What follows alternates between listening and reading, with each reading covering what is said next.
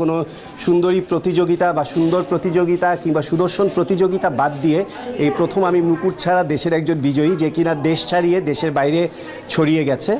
So এটা তো definitely ভালো লাগছে। আর টাইটেলটা খুব সুন্দর, সুদর্শন। একটা পচা টাইটেল দিলে তো কষ্ট লাগতো, খুব স্বাভাবিক বিষয়। তো চলিয়ে শুরু করতে हैं। ক্যামেরাটা আর একটু কাছে নিলে এলিয়েন দেখতে পারতাম, আফসোস দেখতে পেলাম না। মুকুট ছাড়া বিজয়ী, লিঙ্গ ছাড়া সিংহ। ও বেটা তোর সাহস কত আমায় ধরেছো, একলা পায়াই আন্দার ঘরে চাকু তুলেছো। বেটা কি তোর সাহস তো কম না, আজকে আমি तो चलिए शुरू करते हैं। অনেকদিন পর মারামারি দেখলাম, শান্তি লাগতেছে। ইস, আমি যদি থাকতাম। ঝগড়া করতেও ভালো লাগে, দেখতেও ভালো লাগে। যেখানেই ঝগড়া হোক দৌড়ে যা পাপি আমি।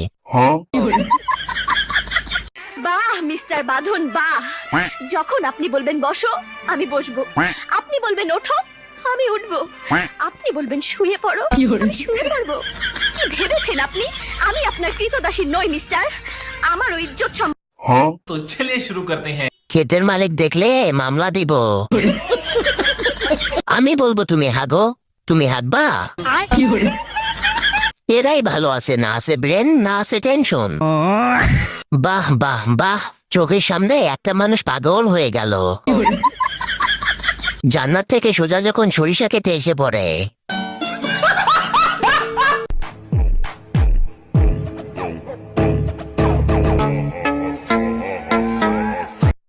तो चलिए शुरू करते हैं। মা বাবার দোয়া এডিট।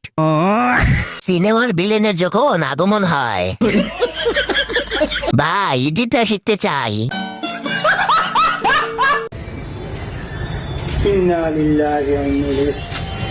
শোনা ঠিক আছে, আমার তো কইতে কাপড়। तो चलिए शुरू करते हैं। ভাই কান্না করতে যাচ্ছিলাম, চোখের পানে বের হয়েও আবার ঢুকে গেছে। আহারে করতে গিয়ে হেসে দেওয়ার ব্যাপারটা। গুরু কত সুন্দর অভিনয় করে রে, অভিনয়ের জন্য গুরু সেরা রে। আই লাভ ইউ, রিপ্লাই না দিলে ভাত খাবো না।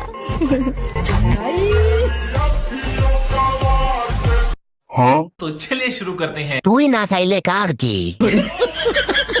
চশমাটা গলায় পড়তেন, কঠিন ছাপড়ি। একটি লক্ষ্যভ্রষ্ট গুলি সরাসরি তার পেটে এসে আঘাত করল। চামড়া ভেদ করে ভেতরে প্রবেশ করলেও শরীরের চর্বিতে পৌঁছানোর পর